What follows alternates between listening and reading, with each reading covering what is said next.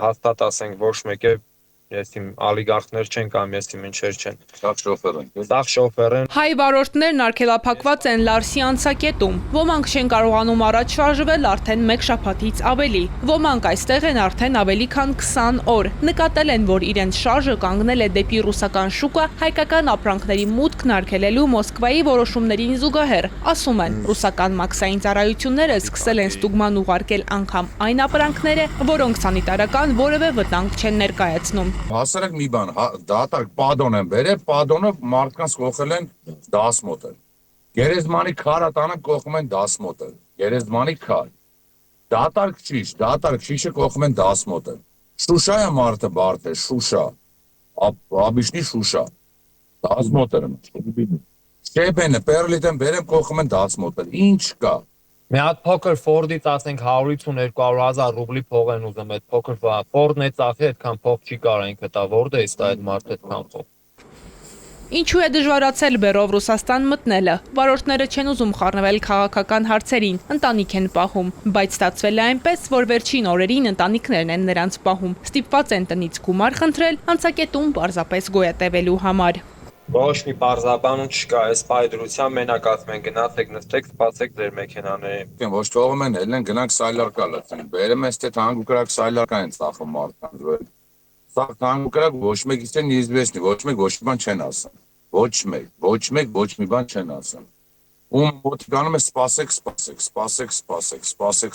ինչքան սպասենք։ Եթե խոսքի պոլիտիկա է, պոլիտիկայի հետ ընդհանրապես վարորդը կապ չունի, էլի ասենք ինքը իր ընտանիքի փողն աշխատում։ Այսօր պետք է մարդիկ զանգեն տուն ասեն ոսկի դրեք, խոսքի փող ուղարկեք, որ կարողանանք հաց առնենք։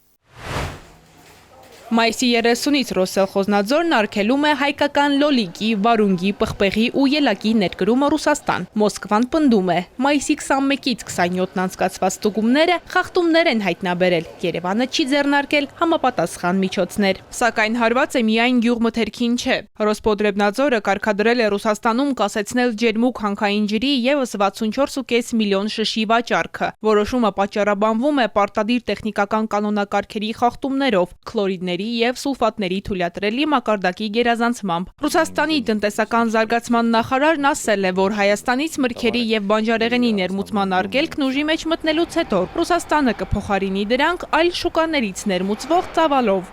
Մեր